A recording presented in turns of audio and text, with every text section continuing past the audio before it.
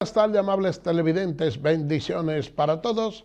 Aquí estamos con otra entrega más de tu espacio Yo Te Escucho. Hoy viernes 23 del mes de junio del año 2022. Señores, una noticia en los Estados Unidos que ha creado mucho revuelo, y es que el Tribunal Superior de los Estados Unidos acogió un pedimento que se había hecho que prohíbe el aborto. De unos 9 votantes, 6 votaron a favor de la censura del aborto, mientras que 3 votaron en forma contraria, favoreciendo que las mujeres pudieran abortar. Así que ya esa potestad, ese derecho que tenían las mujeres a abortar en los Estados Unidos, solo lo permitirán algunos estados. Ustedes saben que, como se trataba de una medida que algunos estados la tenían suspendida luego de que se emitió esa libertad, algunos estados como Nebraska, Kentucky, eso y la costa sur de los Estados Unidos han acogido de manera inmediata ya la prohibición. Así que muy probable que a partir de ahora muchas de las mujeres en los estados tendrán que hacer un traslado de un estado a otro para poder practicarse el aborto. Y yo sé que esa noticia, que es bastante importante, tiene su repercusión inclusive hasta en el plano local, porque ustedes sabrán que por mucho tiempo aquí nuestra Carta Magna,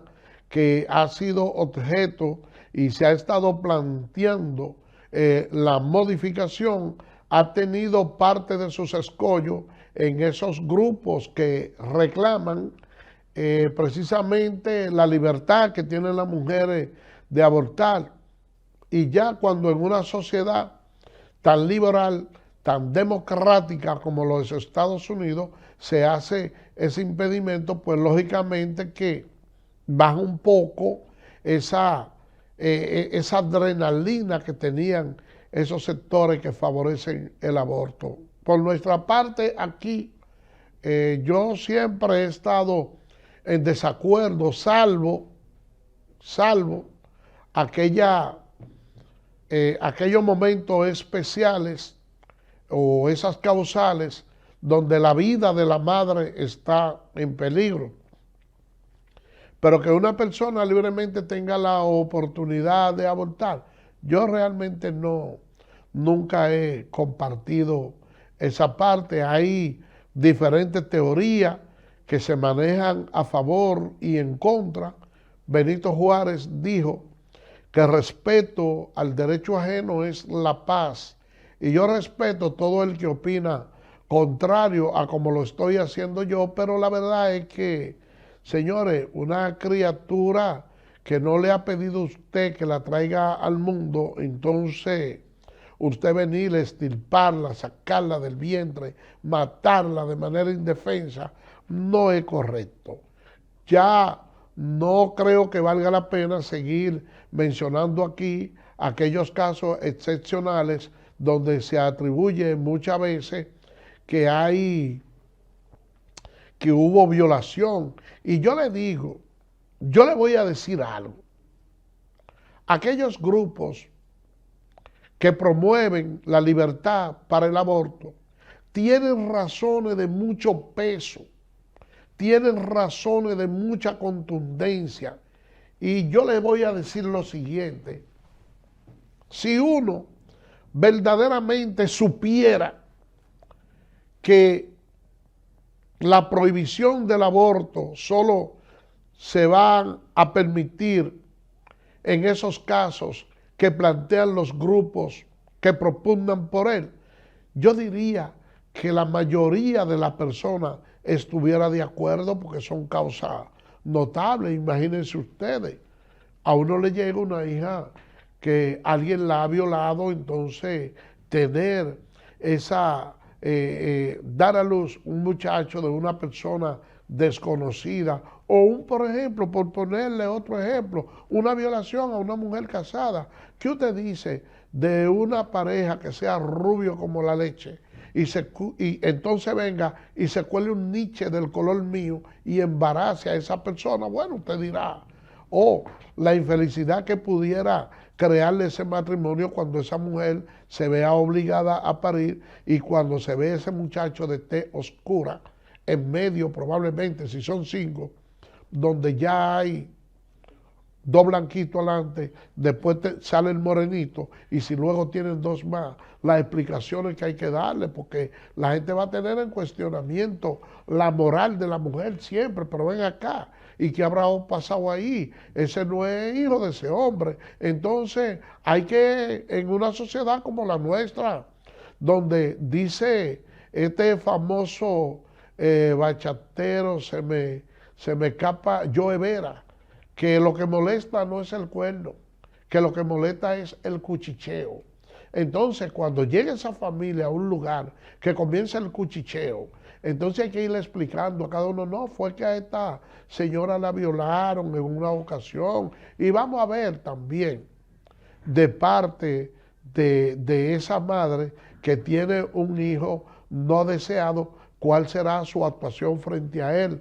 Porque si ustedes se ponen a buscar las estadísticas, aunque yo no soy un profesional de la conducta, puedo decirle que esas madres que en un momento dado han tratado de abortar un hijo, pero que no han podido materializar el hecho por un caso fortuito, no porque ellas no hayan querido, sino que por circunstancias de la vida, esa criatura haya prevalecido, no obstante los intentos. No es el mismo calor, no es el mismo cariño que le da una madre a un niño deseado, que lo vive mimando desde que está en el vientre hasta cuando sale, a ese que de una forma u otra lo considera indeseado. Eso está claramente establecido mediante estudios científicos y sobre todo la forma en que el esposo pudiera ver ese hijo que tampoco es de él dentro del matrimonio. Son muchos los factores que se conjugan ahí.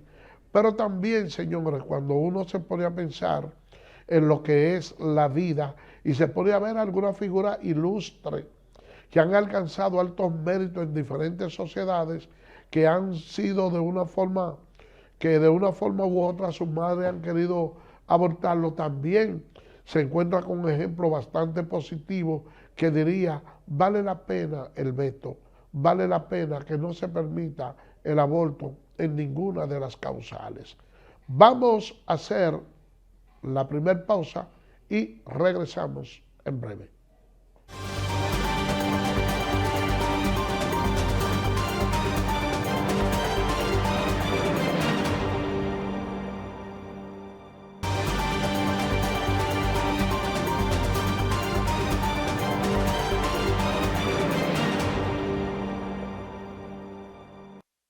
Bien, gracias por permanecer con nosotros. Miren, la actividad política en la República Dominicana siempre está envuelta en un círculo vicioso.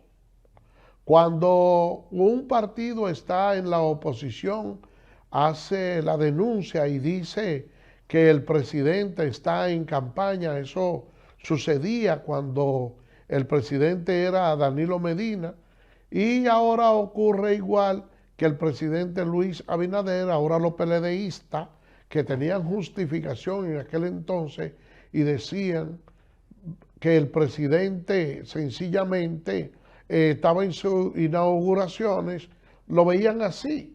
Vamos a escuchar lo que dicen los miembros de la oposición. Que iban a bajar los productos de primera necesidad, y lo que hoy vemos en día es que todo está más caro, que hay más delincuencia. Mirar para atrás no se puede dejar de mirar, porque cuando te dan un apagón, tú dices, caramba, tenía 24 horas. Cuando tú miras para atrás, tienes que recordar el 9/11.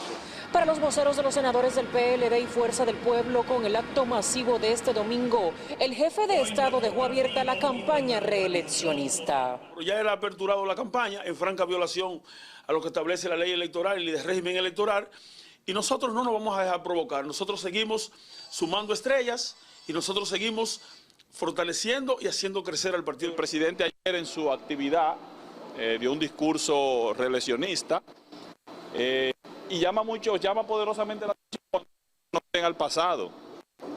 La razón por la que una mujer, después que deja a un hombre, mira hacia atrás es porque el trato que está recibiendo de esa pareja actual no es bueno. Aunque los partidos de oposición aseguran que el presidente Abinader ya está en campaña, el consultor jurídico del Poder Ejecutivo, Antoliano Peralta, negó este lunes a que el mandatario o la directiva del Partido Revolucionario Moderno estén sumidos en ese proceso. Mire, de igual manera, Roberto Rosario emitió unas declaraciones diciendo que quien le dio inicio a la campaña electoral fue el presidente Luis Abinader. Pero yo voy a decirle algo, yo disiento de la expresión de Roberto Rosario. ¿Por qué yo digo que realmente no estoy de acuerdo con él? Porque dentro del Partido de la Liberación Dominicana se ha venido de una manera abierta proclamando precandidatura.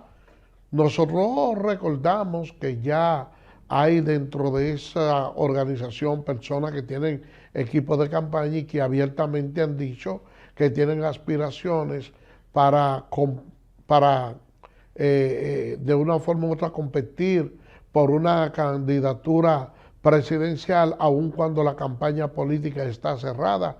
Y cuando se le ha encrespado, se le ha dicho que su actuación es incorrecta, ellos han dicho algo que hasta cierto punto pudiéramos considerar entendible, porque ellos dicen que no cabe dudas de que por el Partido Revolucionario Moderno el candidato va a ser Luis Abinader, pero en ningún momento ha lanzado su candidatura y ha dicho que será presidente. Lo mismo ocurre con la Fuerza del Pueblo. Ellos han dicho el candidato de la Fuerza del Pueblo es Leonel Fernández, algo que también es entendible por analogía, pero no porque él de manera textual haya dicho que va a ser el candidato. De igual manera, usted diría que en el partido Alianza País lo será Guillermo Moreno, pero no, él tampoco ha dicho que él va a ser el candidato. O sea, hay hasta cierto punto, más allá de cualquier duda razonable, que él será el candidato, pero no porque taxativamente lo haya dicho, como han dicho algunos miembros del Partido de la Liberación Dominicana. Entonces, de ahí que decir que el presidente Abinader fue quien inició la campaña política, yo entiendo que no es correcto. Y por eso yo decía ahorita que esto es un círculo vicioso, porque anteriormente, cuando las campañas se cerraban, los partidos de la oposición decían, bueno, que el presidente Danilo Medina sigue en campaña, pero ¿qué resulta? Y es que él decía, no, yo lo que estoy haciendo es cumplir con el nivel de presidente de la República, de estar inaugurando algunas obras. Entonces, el presidente siempre, no solo aquí, sino en cualquier parte del mundo, se va a ver como alguien que siempre está en campaña política. Y a propósito de eso, y tomando en consideración ese elemento, nosotros tenemos una ley de partido. Una ley de partido que tiene muchísimas falencias, que fue hecha a la carrera y que realmente no les da a la Junta Central Electoral ese carácter coercitivo como para poder someter al yugo de la obediencia a esos partidos políticos que violen sus disposiciones. La Junta Central Electoral no puede sancionar a los partidos políticos. Y eso es algo, señores, bastante penoso. Porque cuando usted pueda ver que alguien incurra en una violación a la ley, pero esa violación no conlleve ninguna pena, entonces pudiéramos decir que para el carácter de aplicación de la misma sería algo muy difícil, sobre todo en una sociedad como la nuestra. Y esa es la verdad. Por otra parte, señores, y ya cambiando de tema, se sigue avanzando en la frontera con la construcción del muro que dividirá a la República Dominicana y Haití. Oigan bien, que va a dividir. No le voy a decir que va a separar, que va a dividir, porque la separación yo creo que es algo extremadamente difícil entre estas dos naciones. Haití tiene apenas unos 27,000 kilómetros cuadrados y se estima que ya para el 2030 va a tener alrededor de unos 30 millones de habitantes. Y usted dirá, ¿pero por qué se propagan tan rápido los nacionales haitianos? En primer lugar, allá no hay control de natalidad. Y con ello sucede algo similar a lo que sucede con los chinos, porque son razas que en su esencia son prácticamente puras. Por ejemplo, allá en Haití no existe un crisol de raza como aquí en la República Dominicana, porque hay veces que algunas personas que de eso que se interesan más por el atractivo físico que por cualquier otra cosa, que tienen ciertas predilecciones, por ejemplo, con un determinado color. Pero ¿de qué manera usted hace ese paralelismo en Haití o en China? Porque en Haití todo el mundo es moreno igual. Y en China todo el mundo es amarillo.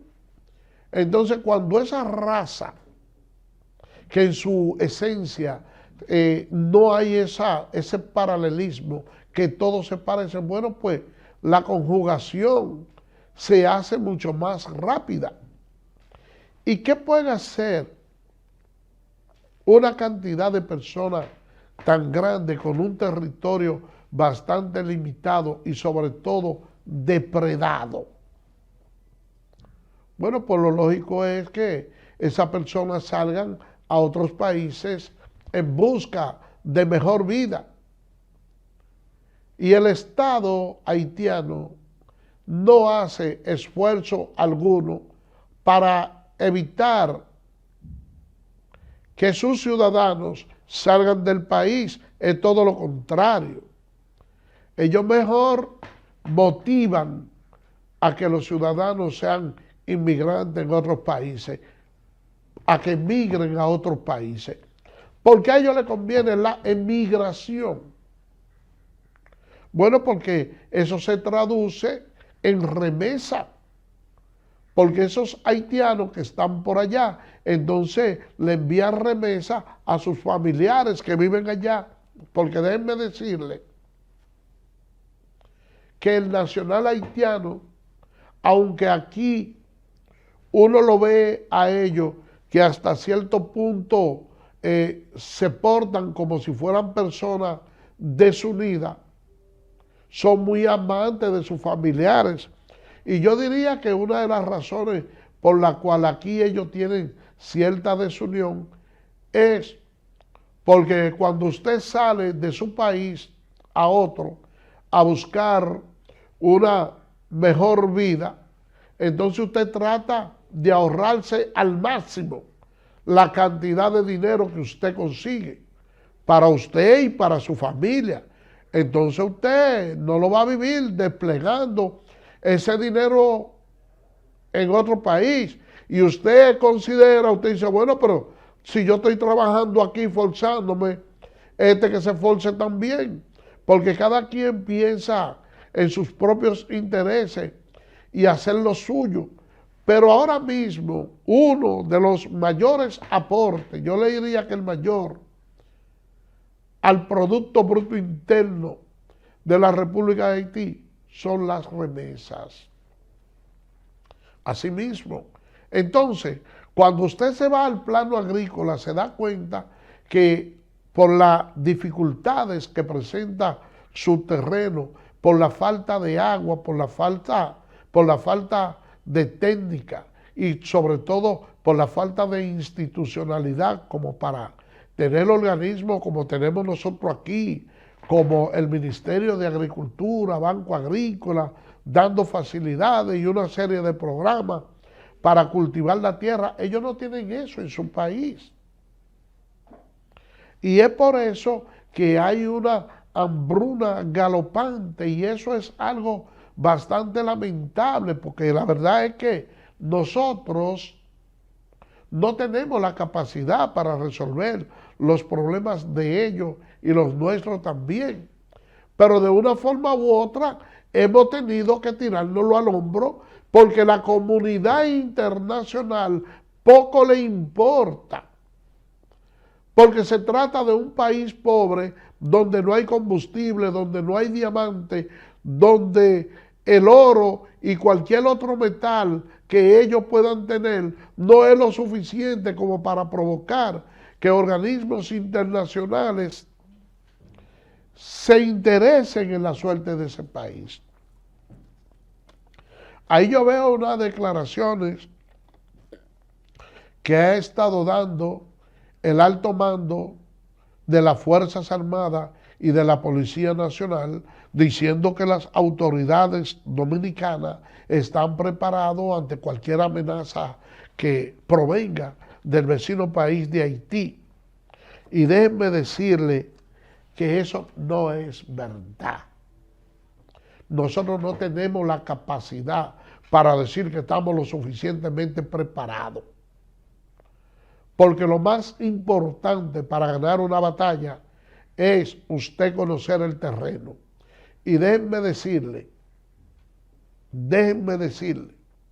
que los ciudadanos haitianos conocen nuestro territorio tanto como nosotros mismos. Por ejemplo, los que viven aquí. Y déjenme decirle algo, que yo pienso que hasta más, porque al municipio Santo Domingo Este todavía le queda una franja de terreno que puede soportar casi igual a la cantidad de habitantes que tiene ahora, baldío. Ahí hay una cantidad de terreno baldío que cabe una cantidad igual a la que prácticamente habitamos ahí. Cerca de mi casa hay unos terrenos que cruzan y van de San Isidro a Mendoza. Pero ahí lo que hay es muchos árboles. Pocos dominicanos tienen el valor de atravesar todos esos arbustos por ahí. Y déjenme decirle que uno ve por ese trillo una serie de nacionales haitianos que cruzan por ahí a Mendoza y los que están trabajando en construcciones cerca. Ese monte es tan denso que los que viven en esas construcciones ejercen sus necesidades fisiológicas en ese monte que ningún dominicano se atreve a pasar. Y cuando los trinitarios se propusieron liberar al país justamente del yugo haitiano, ¿qué sucedía? Que como ellos nos habían invadido, nos tenían bajo su dominio y no tenían conocimiento de nuestro idioma, a través de las artes, del teatro, de la poesía, del canto, se transmitían una serie de mensajes subversivos que motivaban a la población a la rebelión en contra de ellos. Pero al ellos no tener un dominio, un conocimiento de nuestra lengua, eso permitió que hasta cierto punto esas agrupaciones se fueran proliferando. Nosotros aquí, todos, por nuestra casa, tenemos un grupo de nacionales haitianos que hablan español claramente, pero cuando están junto con nosotros, ellos hablan en su lengua, y la verdad es que nosotros no hemos mostrado el interés necesario para tener conocimiento del creol, y me alegra que de manera curricular ya hayan voces que estén proponiendo que se tenga conocimiento. Eso a nosotros, señores, nos va a ayudar bastante y pudiera hasta cierto punto prevenirnos de muchos males. Déjenme decirle que si dentro de esa diáspora haitiana aparece un líder con el suficiente liderazgo como para hacer que los nacionales haitianos que estén aquí atenten en contra de la República Dominicana, ellos pudieran hacerlo y nosotros resultaríamos indefensos. Eso se lo digo a las autoridades policiales y militares que dicen que ellos están atentos y que ante cualquier amenaza ellos no, eso no es verdad. Porque los Estados Unidos de Norteamérica, que es el imperio más grande que hay en el momento, se dispuso ir a acabar con Saddam Hussein y su gente. Ellos dijeron, no importa, déjanlo que nos invadan. Y cogieron y se vacunaron. Y soltaron un gas en el país. Y ellos tenían su máscara, parte de la vacuna. Y esos estadounidenses que respiraron esos gases, se le caían los pedazos. La mayoría, casi todo el que respiró ese gas, murió. Yo tengo amigos que tenían hijos allá que perdieron la vida. Entonces imagínense aquí que ellos se dispongan a través de los alimentos que nos venden a hacernos daño. Pudieran hacerlo con relativa facilidad. Por eso yo he insistido y he dicho lo siguiente, porque nosotros en este programa nada más no formulamos crítica, nosotros planteamos soluciones. El Ministerio de Salud Pública debe jugar un papel bastante importante en este momento para nosotros sanear la calle dominicana de personas indocumentadas. Ahora mismo, la cantidad de vendedores ambulantes que tenemos en la calle de productos comestibles de nacionalidad haitiana es inmensa.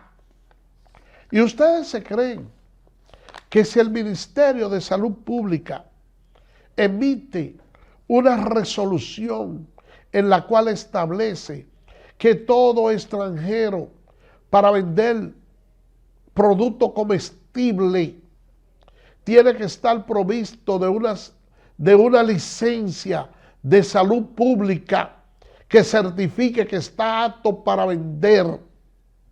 Simplemente con ese requisito, usted se para en todos esos semáforos. Mire, que yo vendo jugo, que yo vendo agua, ok, deme su certificado de salud. No lo tengo. Usted no puede vender nada porque usted no tiene el certificado. Mire, esa mercancía está incautada.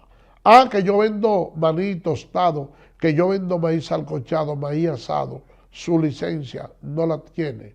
Vendo piña, vendo esto. Y se le incauta la mercancía a todo el que está vendiendo productos sin licencia. Entonces nosotros sacamos mucho, pero mucho de la calle. Y algún organismo internacional pudiera sancionar a la República Dominicana porque como medida precautoria le impida a una persona que no cuente con la salubridad necesaria vender artículos comestibles. No, porque esa es una regla que hay en diferentes países.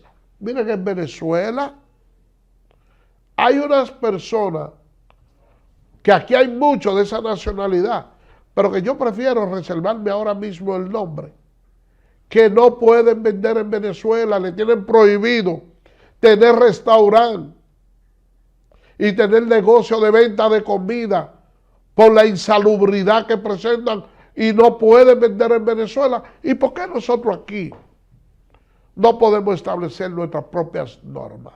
Con ese solo paso, nosotros avanzamos mucho.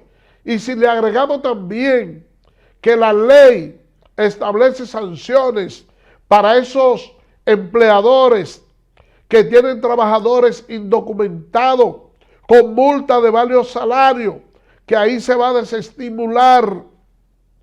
Entonces, señores, vamos a aplicar las medidas.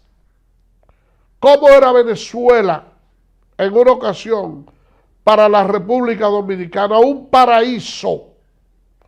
Muchos preferían ir a Venezuela y no a los Estados Unidos, porque en Venezuela se pagaba tanto dinero como en los Estados Unidos. Tenían un habla igual que la nuestra. Pero ellos vieron cómo su economía fue inmediatamente invadida por personas de diferentes nacionalidades y empezaron a tomar medidas restrictivas, inclusive aquella de que tampoco se podía mandar X cantidad fuera del país.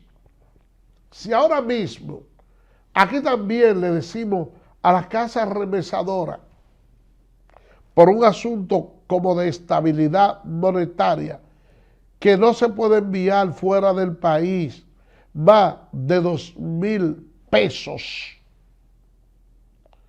Esa fila que hay en esas compañías remesadoras que los sábados, los viernes y los domingos están repletas de nacionales haitianos enviando dinero para allá, ustedes pueden estar plenamente seguros que se reducen al máximo y que hay mayor dinamización, mayor dinamismo en la economía dominicana con el dinero circulando. Vamos a hacer una pausa y regresamos en breve.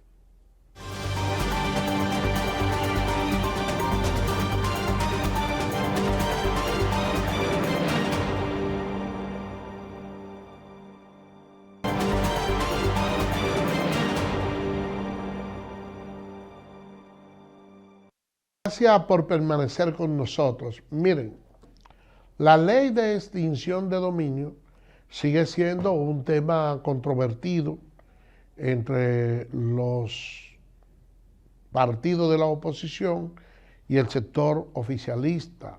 La verdad es que esta polémica ley ha sido vista como una de las panaceas para evitar que esas personas que cometen actos de corrupción y sobre todo aquellas que están ligadas al narcotráfico puedan ir, por ejemplo, a los Estados Unidos y purgar una pena probablemente muy leve allá luego ellos negocian y vienen aquí a los 2 o 3 años a disfrutar de todo lo que consiguieron a través de esas actividades ilícitas, con todo ese dinero, con todo su poder, y ejemplo tenemos de sobra. Y la República Dominicana, ¿con qué se queda? Con las manos vacías.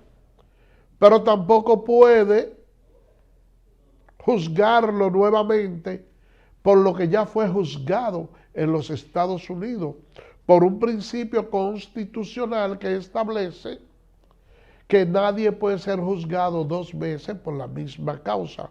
Vamos a escuchar la opinión de aquellas personas que de una forma u otra se manifiestan a favor y en contra de la ley de extinción de dominio. Adelante, señor director.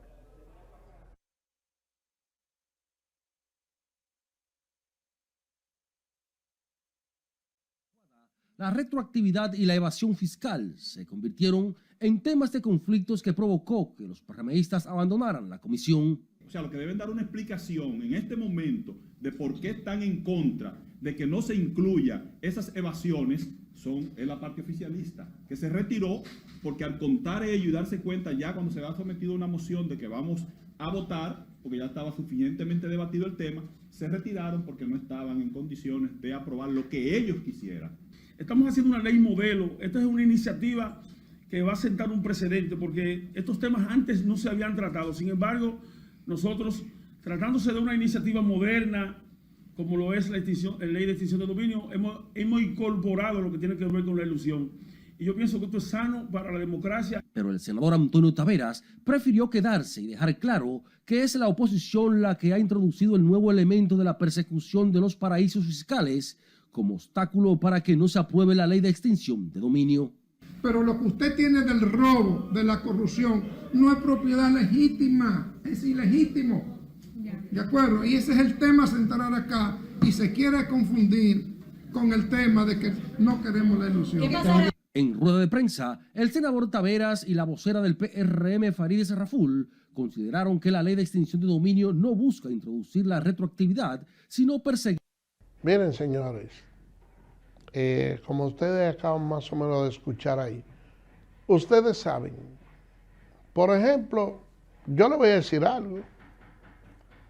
Durante el periodo de gobierno que duró el PLD, que fueron alrededor de unos 20 años, duraron 20 años gobernando el país, ahí hubo personas que llegaron prácticamente en chancleta y salieron con más dinero que aquellos empresarios que han tenido toda su vida trabajando. Que si usted le pregunta a ellos o le pide una justificación de su fortuna, difícilmente se la puedan dar. Es lógico que una ley de esa naturaleza no van a querer que sea aprobada. Porque ya hay gente de esa que lo único que le interesa, que ni siquiera, aunque usted lo vea, a muchos alternando que quieren llegar a la presidencia, lo hacen por nerviosismo, algunos PLDistas, de no ir preso. Pero si hubiera que uno le dijera, mira, un borrón y cuenta nueva, muchos de ellos ya se retiraran porque tienen tanto dinero que lo que le conviene es vivir como pachá en su país o en cualquier otra playa extranjera. Y lógicamente una ley de esa naturaleza no le conviene. Ustedes nada más han podido ver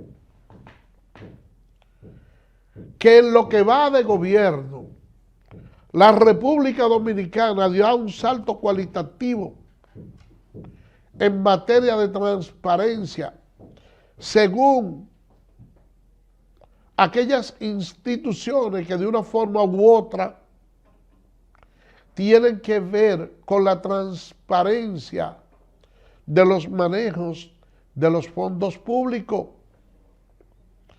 Del lugar número 10 al puesto número 5, señores, en 2 años. Ese es un salto bastante cualitativo. Y cuando yo veo a la oposición que señala y dice que dentro de este gobierno se cometen actos de corrupción, muchas veces yo pienso y digo, ¿será que ellos no ven la parte de ellos? Y es verdad que se cometen actos de corrupción. Pero también es verdad que quienes cometen esos actos de corrupción también están siendo sometidos a la acción de la justicia y que es difícil usted desentrañar la corrupción de nuestro país porque hay personas del oficialista que cuando le hablan que hay corrupción quieren ponerse molestos. Es verdad. Porque esa lucha de la corrupción, en contra de la corrupción apenas comienza. Porque aquí hay una corrupción que está en los tuétanos de la persona. Ese es un mal medular que tiene nuestra sociedad, que no nos deja crecer. Y yo veo cómo se quiere hacer política con todo. Miren, ahora mismo hay países que la gente tiene dinero para comprar y no puede porque hay desabastecimiento.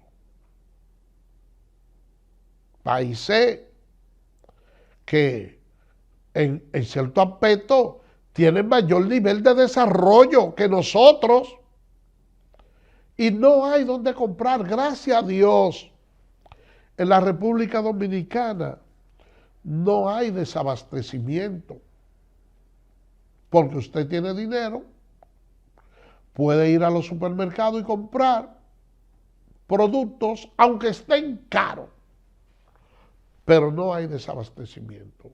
Esa es la verdad.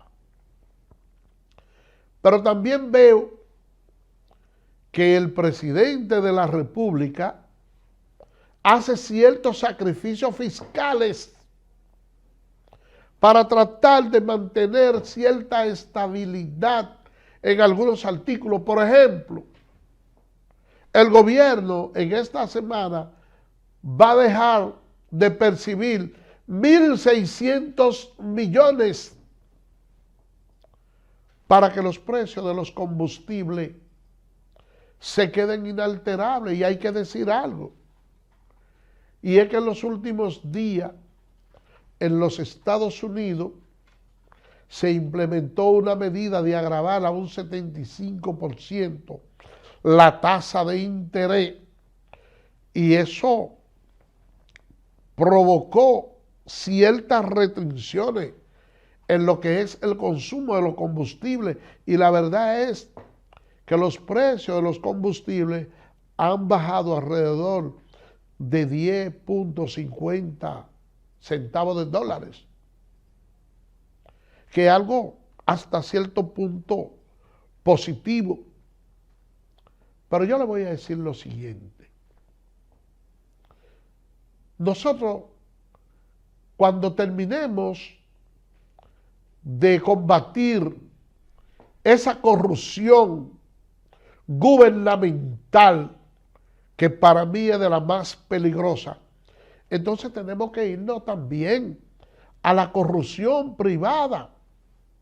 Y tenemos que irnos, señores, inclusive a la corrupción minoritaria con aquellos pequeños delitos de cuello blanco. Porque hay delitos de cuello blanco que la persona a veces no lo entiende. Ustedes van y compran 1 libra o 2 de habichuelas y cuando viene a ver le sacan 2 o 3 piedras esa habichuela y ustedes lo ven como algo coincidente, no sabiendo que es que al momento de empacarla se busca una gran cantidad de peso de piedra para venderlo junto con la habichuela y se mezclan ahí y usted se encuentra como una sorpresa aislada, oh mira esta piedrecita y la saca, pero cuando viene a ver, ahí hay 10 quintales de piedra que han sido introducidas a todo el grueso de la habichuela y eso va en beneficio a algunas personas. Usted va a comprar a un supermercado un pescado, un pollo, se lo llenan de agua, se lo congelan en el freezer y cuando usted lo lleva pollo congelado, que usted lo desfriza, entonces ya ahí le roban alrededor de 1 libra, media libra, 1/4 del mismo pollo o el mismo pescado. Se lo venden, le venden el agua, se lo venden congelado. Y todo eso, señores, hay que irlo combatiendo. Cuando ustedes van a la calle y le compran a un triciclero, a una persona que tenga una camioneta, 1 libra de yuca, de yautía, de papa, de cualquier cosa, y en vez de 1 libra le dan 3/4. Todo eso también va en perjuicio. Eso se llama delito de cuello blanco y aquí todo el mundo quiere más. El gobierno dice, me voy a sacrificar con aranceles tasa 0. Entonces empieza la oposición a criticar y a decir, no, que hay que pensar en los comerciantes, porque si le rebajan los productos, entonces el comerciante no se va a hacer rico en momentos de desesperación como este. Lo que hay que propugnar porque todo el mundo viva y cada quien aportar su granito de arena. Señores, por el día de hoy hemos llegado al final. Será el lunes, Dios mediante, cuando estaremos con otra entrega más de tu espacio Yo Te Escucho. Así que, bye bye.